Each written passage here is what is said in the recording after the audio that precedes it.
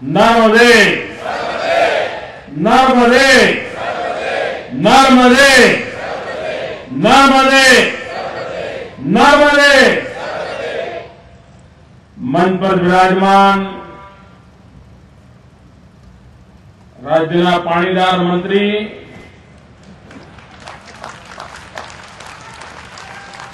श्री નીતિનભાઈ પટેલ,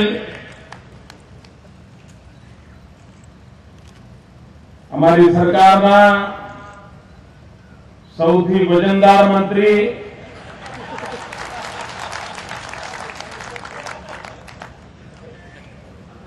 ઉર્જાવાન મંત્રી અને બોટાદની ગુજરાતને અણમોલ ભેટ એવા ભાઈ સૌરભભાઈ,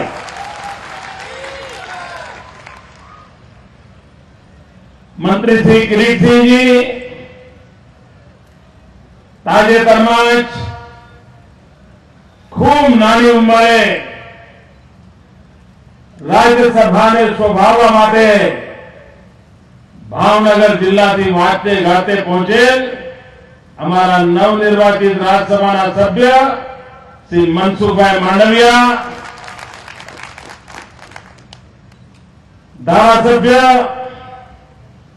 भाई श्री केशुभाई नाथराणी, धारासभ्य बहन विभावरीबेन, धारासभ्य भाई श्री आत्माराम भाई परमार,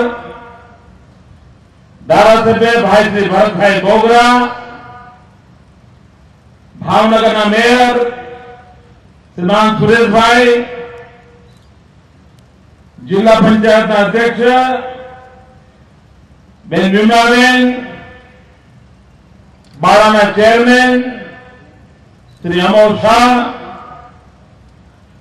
जिला भारतीय जनता पार्टी अध्यक्ष श्रीमान बाबूभाई जेबलिया, नगरपालिका बोटाद प्रमुख बलदेव भाई,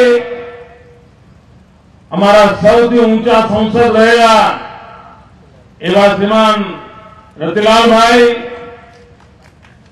ભાઈ શ્રી જીતુભાઈ, જિલ્લા પંચાયત તાલુકા પંચાયતના સર્વે આગેવાનો, સહકારી ક્ષેત્રના આગેવાનો, સરકારના સૌ અધિકારીઓ અને વિશાળ સંખ્યામાં પધારેલ વાળા નાગરિક ભાઈઓ અને બહેનો,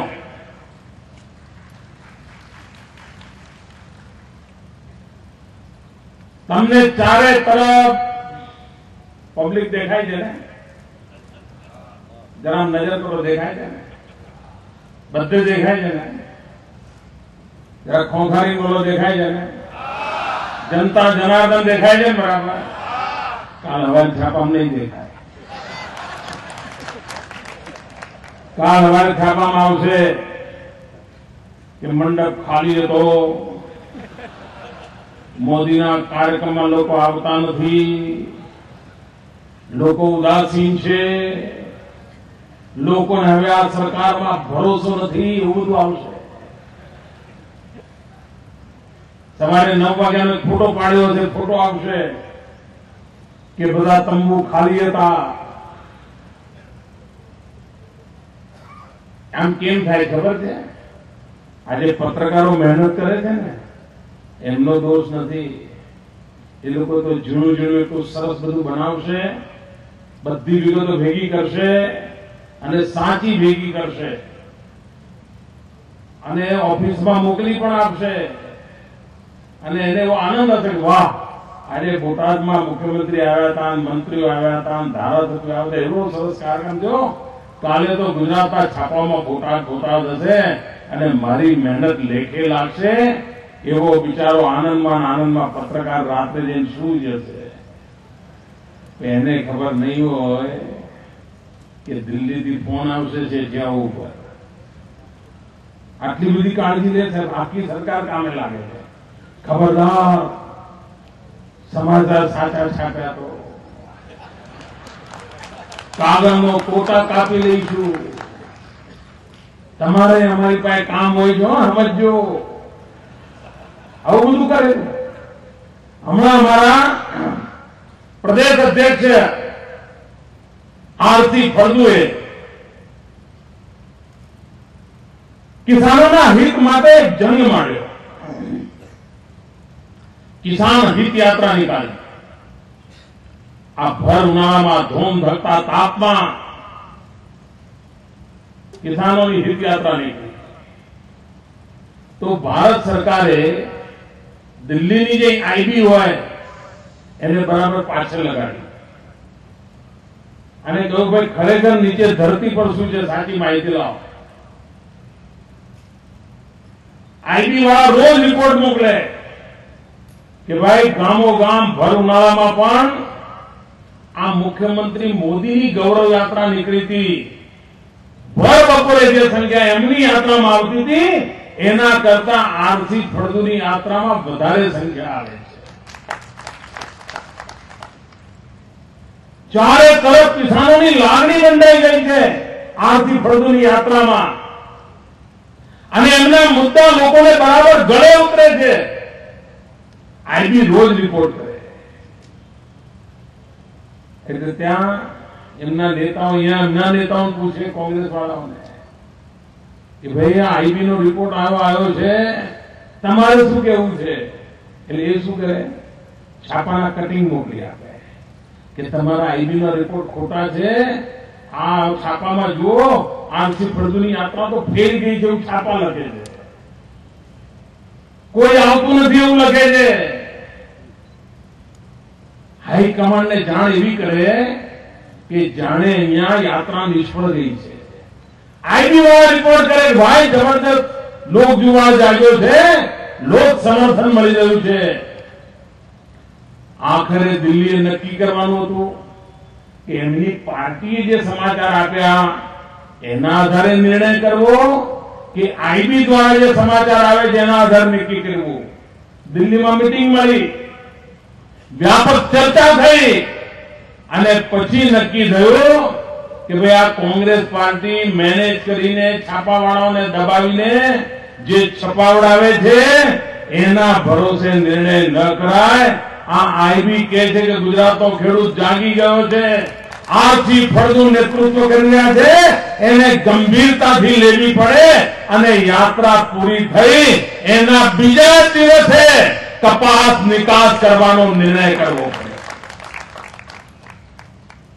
આ દફા છે આ લોકોની. તમે મને કહો ભાઈ, મને યાદ છે હું 26 જાન્યુઆરી નિમિત્તે ભાવનગર આવ્યો અને એ દિવસે મેં કૃષ્ણકુમારસિંહની શતાબ્દી નિમિત્તે અમે ભાવનગર આવ્યા છે એમ વાત કરી હતી. યુનિવર્સિટીનું નામ કૃષ્ણકુમારસિંહના નામે આપ્યું હતું. આજે જે લોકો આઝાદી પછી જન્મ્યા છે ને એમને તો ઇતિહાસની ખબર નથી, કૃષ્ણકુમારસિંહને જોયા પણ નથી. પરંતુ જેવું નામ બોલ્યો હતો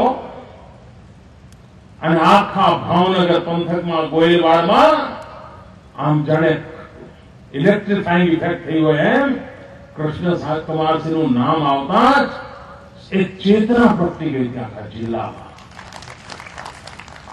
યુનિવર્સિટીનું નામ આપ્યું નિમિત્તે ભાવનગર જિલ્લાનો કોઈ સમાજ એવો નહીં હોય કે જેણે મને રૂબરૂ આવીને અભિનંદન ના આપ્યા હોય કે પત્ર લખીને અભિનંદન ના આપ્યા હોય.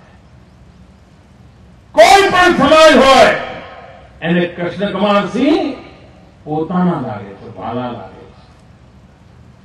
આજે પણ એનું નામ દેતાની સાથે આ પંથકના લોકોના આંખમાં ચમકારો થાય છે. એ શેના કારણે ભાઈ? કારણ એમણે ઉત્તમ કામ કર્યા હતા, પ્રજાહિતના કામ કર્યા હતા, લોકહિતના કામ કર્યા હતા. હવે તમે મને કહો, મોદી માટે તમે બોલો, જે બોલો વાંધો નહીં, કારણ તમારે બોલવું પડે. મોદી કશું કરતા નથી, મોદી નકામા કામ કરે છે, મોદી તો બધું ગપ્પા મારે છે, બધું ચાલે. પણ તમે આટલો બધો વિવેક ગુમાવી દો. મને કહો ભાઈ, શું કૃષ્ણકુમારસિંહ જેવા મહારાજા એક ખાબોચિયા ખોદતા હતા ભાઈ? જરા કહો તો મને, ખાબોચિયા ખોદતા હતા? એ એમની પાછળ ખાબોચિયા મૂકી ગયા છે? જરા ખોખાઈને જવાબ આપો કે લોક ઉપયોગી તળાવ ખોદતા હતા? લોક ઉપયોગી તળાવ ખોદતા હતા? જનતા જનાર્દનને લાંબા ગાળે સુખાકારી મળે એવા તળાવ ખોદતા હતા? ખાબોચિયા નહોતા ખોદતા ને? કોંગ્રેસના એક નેતા એમ કે છે કે મોદી બોટાદમાં ખાબોચિયું ભરવા આવ્યા છે.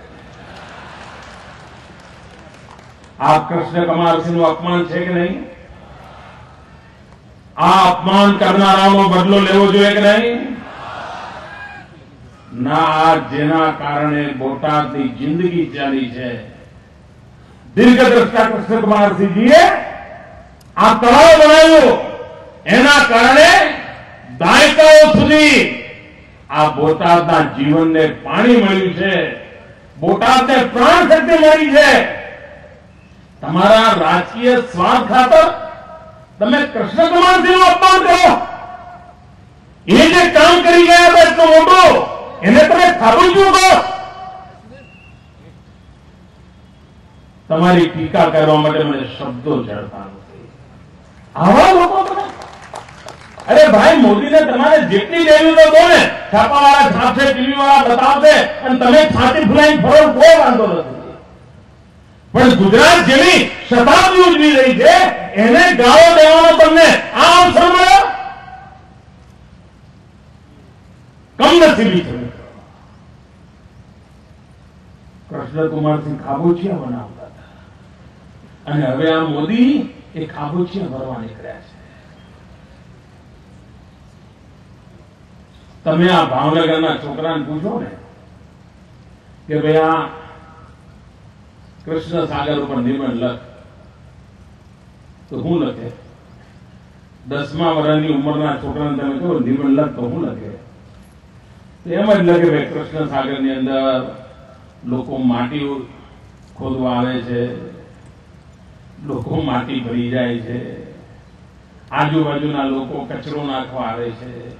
કારણ પાણી જ નહોતું. જે 10 વર્ષનું બાળક થયું છે એને કૃષ્ણ સાગરમાં પાણી જ જોવા મળ્યું નથી. તળાવ સુકાઈ ગયો. પાણીના જે આવડા હતા એ આવડાની અંદર રહેણાંક વિસ્તારો બની ગયા. એના કારણે પાણીના આવડાના રસ્તા બદલાઈ ગયા અને પરિણામે વરસાદ પડ્યો હોય તેમ છતાંય 12 મહિના પાણી રહે એટલું કૃષ્ણ સાગરમાં પાણી ન ભરાય. જે કૃષ્ણ સાગરના પાણીને કારણે બોટાદનું જીવન પ્રાણવાન બન્યું હતું એ પાણી વગરનું બની ગયું. ભાઈઓ બહેનો, સરકારે કરોડો રૂપિયા ખર્ચીને આ કૃષ્ણ સાગર ભરવાનો નિર્ણય કર્યો છે. પાઇપલાઇનથી નર્મદાનું પાણી લાવીને આ કૃષ્ણ સાગર ભરવાના છીએ અને એના કારણે આખા બોટાદ વસ્તરના જે પાણીના તળ છે ને એ ઊંચા આવવાના છે. તમારી ડંકીમાં, તમારા ટ્યુબવેલમાં પાણી આજે નહીં આવતું હોય, આ તળાવ ભરાશે એટલે ત્યાં ફુવારા મારશે, એની મેળે ફુવારા મારશે એવું પાણી આવવાનું. પાણીનો કષ્ટ કાયમી દૂર થાય અને મારે મન કૃષ્ણકુમારજીના શતાબ્દી વર્ષમાં આ અમારી ઉત્તમ અંજલિ એમને આપી રહ્યા છે કૃષ્ણ સાગર ભરીને. કોંગ્રેસના લોકોને આંખમાં ખાબોચિયા હોવાના કારણે એમને ચારે તરફ ખાબોચિયા દેખાય છે. અમને તો આ મહાપુરુષો ઉત્તમ કામ કરી રહ્યા છે એને પ્રાણવાન બનાવવું એ અમને અમારું કર્તવ્ય લાગે છે, અમને અમારું ગૌરવ લાગે છે. ભાઈઓ બહેનો, અહીંયા ખાતમુહૂર્ત પણ છે, સાથે સાથે લોકાર્પણનો પણ કાર્યક્રમ છે. નર્મદાની ડેમ પરનું જે ફ્લડ વોટર છે એને આપણે 3 ભાગમાં વહેંચ્યું છે. એક ભાગ સૌરાષ્ટ્રને, એક ભાગ કચ્છને અને એક ભાગ ઉત્તર ગુજરાતને. એ પૂરનું પાણી સરદાર સરોવર ડેમ પર ચોમાસામાં પૂર આવે જે વધારાનું પાણી મળે એને આપણે પાઇપલાઇનથી આખા સૌરાષ્ટ્રમાં પહોંચાડી રહ્યા છે અને એનો એક ભાગ એટલે આ બોટાદને આવી રહ્યું છે. આખો ડેમ બનાવવા માટે જેટલો ખર્ચો થયો અને જે ખર્ચો કુલ 40-45 વર્ષમાં થયો, આ જરા શબ્દો નોંધી રાખજો ભાઈઓ, 40-45 વર્ષમાં સરદાર સરોવર ડેમ બાંધવા માટે જેટલો ખર્ચો થયો એના કરતા ડબલ 58,000 કરોડ રૂપિયા ખર્ચીને પાઇપલાઇનથી આ પાણી સૌરાષ્ટ્રમાં વિતરિત કરી રહ્યા છીએ. એનું કામ ચાલી રહ્યું છે અને બધા ડેમોને ભરવાના છે. 77 ડેમ એટલા સૌરાષ્ટ્રના આ પાણીથી ભરાવાના છે અને ડેમ ભરાય ને ત્યારે ત્યાં કાંઈ છબિયા કરવા જવાનું નથી હોતું ભાઈ. ડેમ ભરાય એટલે ખેતરો લીલાછમ થાય, જિંદગીમાં લીલી વાડી આવે, એનું કામ અમે કરી રહ્યા છીએ. ભાઈઓ બહેનો, જીવન કેવી રીતે બદલાય ફાગર ફિગર કરીને સમાજ જીવનમાં પરિવર્તનો નથી આવતા. એવી યોજનાઓ, એવી વ્યાપક યોજનાઓ જેના કારણે સમાજ જીવનમાં કાયમી વ્યવસ્થાઓ વિકસે એ દિશામાં અમે આવ્યા છે. આજે જયારે હું બોટાદમાં આવ્યો છું ત્યારે આ એવી સરકાર છે જે નિરંતર વિકાસ કરનારી સરકાર છે, અવિરત વિકાસ કરનારી સરકાર છે, સતત વિકાસ કરનારી સરકાર છે. અટકવું એનું નામ નિશાન નથી અમારે ત્યાં. રોજ નવું. ઘણા એમ થાય સાહેબ ખાલી મેં જ્યોતિગ્રામ આપ્યું ને જ્યોતિગ્રામ, મને ખબર છે કે લોકો કહેતા સાહેબ આજે વાળું કરવા વખતે વીજળી આપો, આવું કહેતા હતા બધા. ટીવી સિરિયલ જોઈએ તો વીજળી ના આવે, ટીવી સિરિયલ વીજળી ના આવે. તમને આશ્ચર્ય થશે, આમ ક્રિકેટના વર્લ્ડ કપ થાય ને તો મહારાષ્ટ્રના લોકો ગુજરાતના ગામડામાં ટીવી જોતા હતા. કોંગ્રેસની સરકાર છે ને મહારાષ્ટ્રમાં, છેક નાસિકથી લોકો સાપુતારા આવે. બોલો કેમ? તો કે ભાઈ અમારે તો લાઈટ જતી રહી છે, આ વર્લ્ડ કપ કેવી રીતે જોવા, ટીવી જોવા સાપુતારા આવે છે. એમના મહારાષ્ટ્ર કોંગ્રેસનું રાજ ચાલે છે વર્ષોથી, ત્યાં વીજળીના ફાંફા પડે છે. અરે એક સરકારે એક જ્યોતિગ્રામ યોજના કરી હોય ને તો લોકોને 4-4 ચૂંટણીઓમાં વિજયી બનાવે, 4-4 ચૂંટણીઓમાં જીતાડે અને પેલા લોકો દર વખતે બતાવ્યા કરે, જો અમે જ્યોતિગ્રામ આપ્યું, જો અમે જ્યોતિગ્રામ આપ્યું. આ સરકાર એવી છે કે આજે હું આવ્યો છું આપવા, નવું શું આપીશ એ પણ લઈને આવ્યો છું.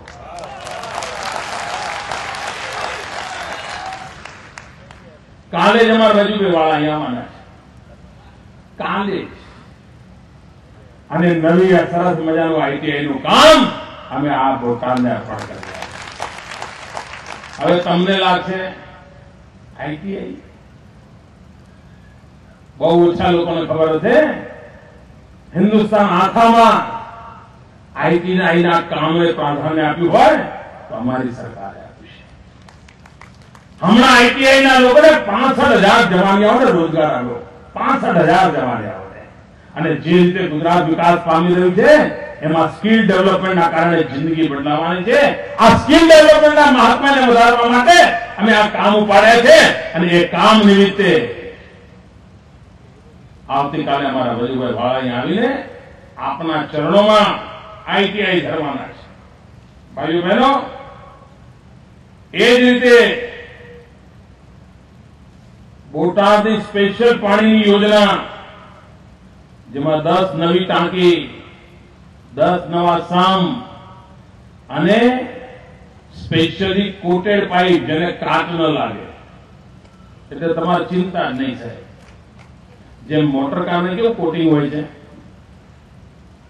કેવી રૂડી રૂપાળી લાગે મોટર, અમે આ પાણીમાં પાઇપલાઇનો જે જમીનમાં દાટી દેવાના છીએ એને એ લેવલનું કોટિંગ વાળી પાઇપો લઈ જાય છે. અને તમારે ત્યાં જે કાટ થઈ ગયેલી પાઇપલાઇનો છે એને બદલીને નવી પાઇપલાઇનો નાખવાના છે. 27 કરોડ રૂપિયાનું કામ અમે કર્યું છે. 27 કરોડ રૂપિયાનું કામ અમે અહીંયા આપને માટે કરવાના છીએ અને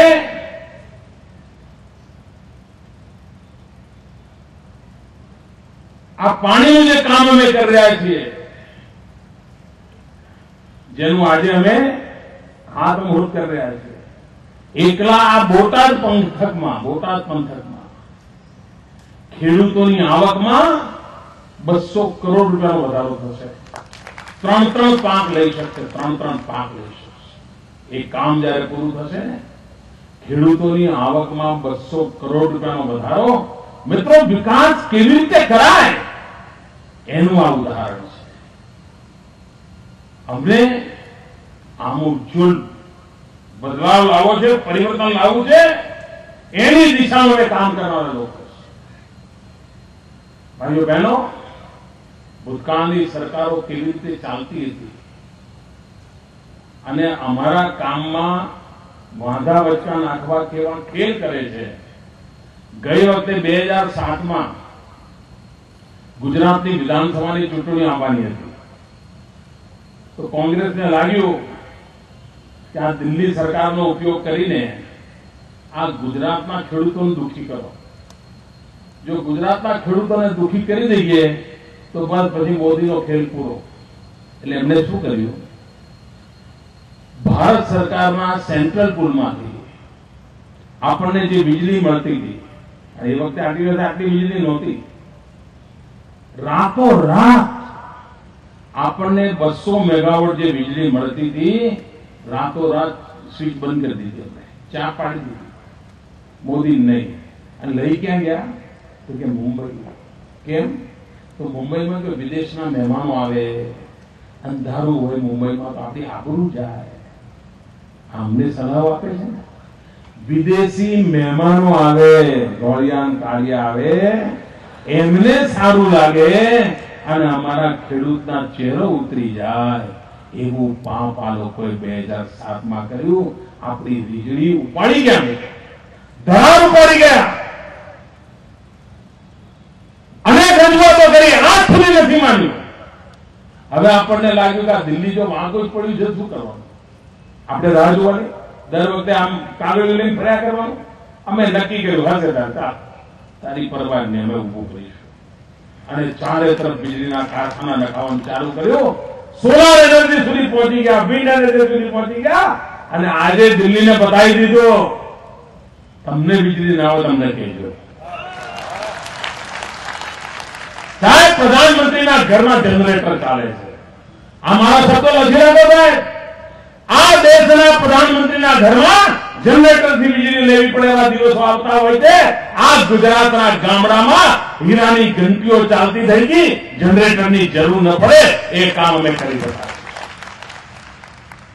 અને હું તો કહી રાખું, મને એકવાર શીલા દીક્ષિત મળ્યા તો મને કહેતા હતા, મોદીજી અમારા દિલ્હીને કંઈક કરવાનું અને અંધારું છે, વીજળી આપો ને. મેં કહું આપી. પ્રધાનમંત્રીના ઘેર, સોનિયાબેનના ઘેર અજવાળું થતું હોય તો સારું છે, આપીશ. પછી સાંજે મને કહ્યું, મોદી સાહેબ તમારા ઓફિસરનો ફોન આવી ગયો, વીજળીનો ભાવ પણ અમને પરવડે એવો છે, પણ અમારી સરકારે તો કે વીજળી લેવા માટે લાઈનો જ નથી નાખી. બોલો, લાઈનો દિલ્હીને હું વીજળી આપવા તૈયાર હતો, પણ વીજળી લઈ જવા જેવા જે દોરડાની તાકાત જોઈએ ને એ દોરડાની તાકાત નથી એમના પાસે. આવો તો એમણે દેશ ચલાવ્યો છે ભાઈઓ, અને એ આપણને સલાહ આપે છે, એ અમને સલાહ આપે છે. અને એટલા માટે નવો પાપ કરે. એ વખતે વીજળીનું કર્યું, હમણાં નવો ફતવો બહાર પાડ્યો. મેં વચ્ચે ભાવનગર આવેલો, મેં કહેલું કે અમારે ઘેર ઘેર પાઇપલાઇન થી ગેસ આપવો છે. બસ મોદીએ કહ્યું જ કેમ, હવે તો એ થવા જ નહીં દેવાનું, નક્કી જ હોય. જો ભૂલે ચૂકે કોઈ સારા કામની મેં જાહેરાત કરી અને અહીંથી છાપાનું કટિંગ દિલ્હી પહોંચ્યું તો સાહેબ તરત જ મીટિંગ થાય, ગલે ઉભા રહો, બોલાવો બધાને, આ મોદીને રોકો. મેં નક્કી કર્યું કે મારે સીએનજી સ્ટેશનો આપવા છે. પેટ્રોલ ડીઝલના વધતા ભાવની અંદર સીએનજી નો ગેસ જો આપવો તો સામાન્ય માનવીને વાહન વ્યવહારની અંદર સુવિધા થાય, રિક્ષામાં સુવિધા થાય. પાઇપલાઇન થી બહેનોના ઘરે ગેસ આપવો તો એમનો ઘણો બધો ખર્ચો ઘટી જાય. એના માટેનું કામ કર્યું. સાહેબ દિલ્હીએ ફતવો બહાર પાડ્યો. કેવો? મોદીને પાઇપલાઇન નાખવાનો અધિકાર જ નથી. બોલાઈ જા. હવે તમે મને કહો કે બોટાદની અંદર કોઈ મોહલ્લામાં તમારે પાઇપ નાખવાની હોય પાણીની, અને ગાંધીનગરથી હું કહું કે મને પૂછાવીને નહીં નાખવાની, ત્યાં બોટાદનું ભલું થાય?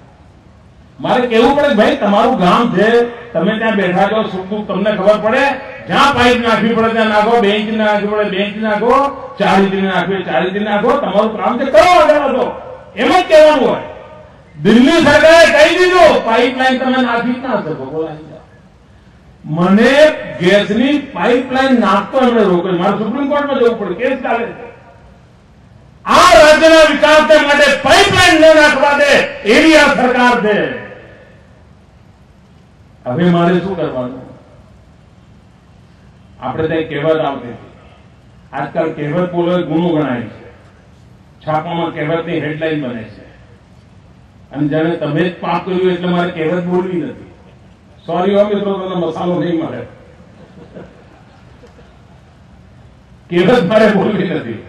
પણ એમણે જે કર્યું તે રસ્તો મેં શોધી કાઢ્યો કે તમે પાઇપલાઇન નહીં નાખવા તો ગેસ નહીં નાખો, તો હું ટેન્કરમાં ગેસ લાવીશ અને બોટાદમાં સીએનજી કરીશ, ભાવનગરમાં પણ સીએનજી નું સ્ટેશન કરીશ. હું ચૂકવાનો નથી. મારા ગુજરાતનું ભલું થાય એમાં કોઈ આડે આવશે તો એની હવે પરવા નથી કરવાના. અને કોઈ અમને થકવી નાખવા માંગતું હોય તો અમે ગુજરાતની વિકાસ યાત્રામાં ક્યારે થાકવાના નથી. અને તમે તો થાકતા થાકતા બદલીઓ જ ભરો છો. 10 વર્ષમાં કેટલા નેતા બદલવા પડ્યા અમને? 10 વર્ષમાં કેટલા નેતા બદલવા પડ્યા? એક નેતાનું ગજું નથી એમના ત્યાં કે 10 વર્ષ મારી સામે ઉભો રહીને હાલી શકે.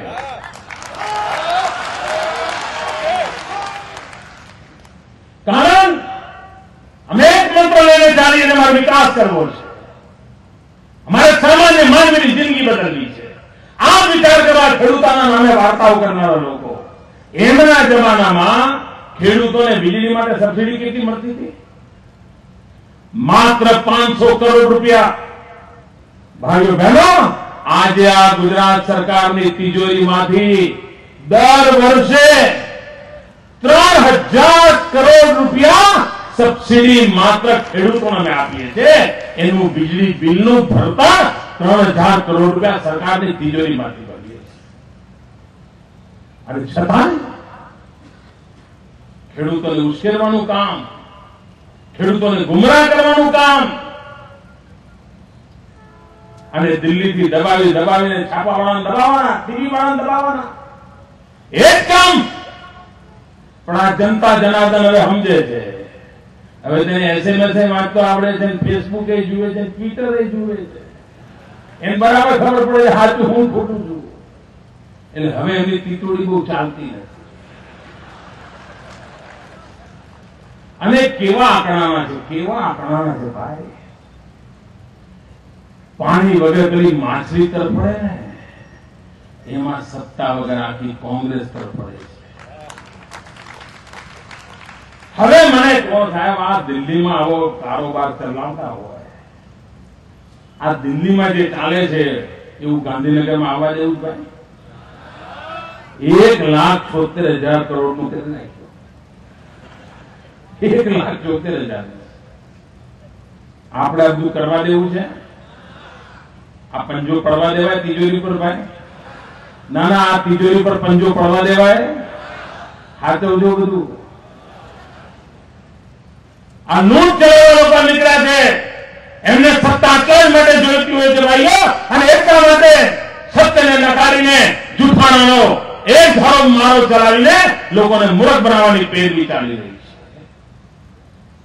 ભાઈઓ બહેનો, વિકાસને ગુજરાતની નવી ઊંચાઈઓ પર અમે લઈ ગયા છે. મોંઘવારી હટાવવાનું એમને કહ્યું હતું, નહોતું કહ્યું? કોંગ્રેસે લોકસભાની ચૂંટણીમાં એમ કહ્યું હતું કે દિલ્હીમાં અમારી સરકાર બનશે તો મોંઘવારી હટાવીશું. આવું કહ્યું હતું? બેનો ખોંખારીને બોલો. મોંઘવારી હટાવવાનું કહ્યું હતું ને? મોંઘવારી હટી? મોંઘવારી વધતી જ જાય છે ને. આ એમના પાક છે. આટલું તો વચન ફાળી બતાવો લે. આ નવા વચન આપવાનું બંધ કરો. આ એક વચન તો પાડી બતાવો ભાઈ, ન પાડી બતાવે.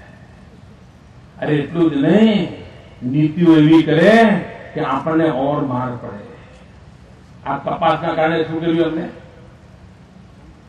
કપાસના કારણે અમારા નીતિનભાઈ કહ્યું મને ખબર નથી. પહેલા સિંગતેલ, આપણે ગુજરાતમાં બધા સિંગતેલ ખાતા હતા. આપણે કાઠિયાવાડમાં પણ ઘણું કરીને મગફળીની ખેતી થતી હતી. પણ ખેડૂતને હવે કપાસની અંદર ફાવટ આવી ગઈ. એને કઈ બે પાણી સારો લાભ થવા માંડ્યો તો સ્વાભાવિક છે કપાસ આવે. એટલે ગુજરાતમાં મગફળીકરણ ઘટતી ગઈ અને ગુજરાતના લોકો બહુ એડજસ્ટેબલ છે. આપણા નાગરિકો જેવા ક્યાંય નાગરિકો ના મળે, ગુજરાતીઓ જેવા ઉત્તમ નાગરિકો ક્યાંય ના મળે. મગફળીના તેલ વગર જીવને નહીં એવું ગુજરાત આજે માત્ર 4% મગફળીનું તેલ ખાય છે. 4%. હા, આ જાણવા જેવું છે. હવે પેલા તેલિયા રાજા બાજા બધી દુકાનો બંધ થઈ ગઈ ભાઈ. આ ગુજરાતની જનતા હવે માત્ર 4% મગફળીનું તેલ ખાય છે.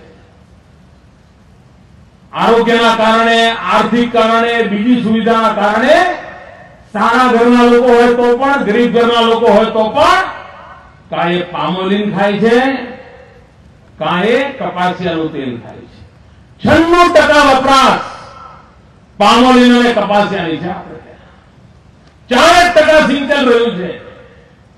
એમણે કપાસિયા પરનો પ્રતિબંધ રોક્યો ને, રૂ વિદેશ જતું અટકાવ્યાના કારણે જે મોટામાં મોટું નુકસાન થયું છે એ ગરીબના ઘરમાં તેલ આવતું બંધ કર્યું છે. કારણ ખેતરમાંથી રૂ જીમાં આવે, પ્રેસિંગ થાય, કપાસિયા જુદા પડે અને કપાસિયા કપાસની ઓઇલ મિલોમાં પિલાણ માટે જતા હતા અને એમાંથી તેલ બજારમાં આવતું હતું અને એના કારણે તેલના ભાવ ટકી રહેતા હતા.